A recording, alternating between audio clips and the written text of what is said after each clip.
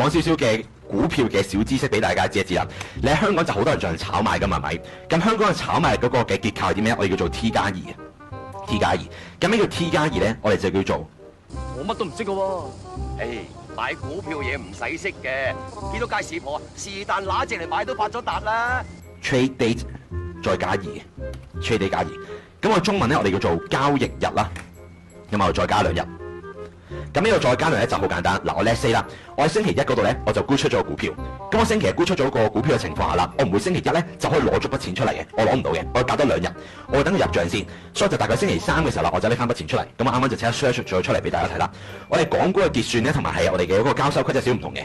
我喺嗰日成交咗個股票咧，個證券公司同埋啲清算機構咧係進行清算嘅，即係做個 clearing house 嘅動作啦。清算之後咧就會係兩個嘅嗰個喺交易日之後咧先攞到筆錢出嚟。所以你幻想就係如果我好急住拎翻筆錢出嚟嘅情況下咧，我 shares and bonds 嘅話要額外隔2日噶嘛。同埋你可以幻想1至5咧，我哋有時嘅，即係會開市嘅，禮拜6日係冇噶嘛。咁我 let's say 係禮拜5咁樣啦，我沽出咗股票，禮拜5啦，然後再隔啦，禮拜6日，然後再加多禮拜1、2，我先攞到筆錢出嚟啊！呢個還可以。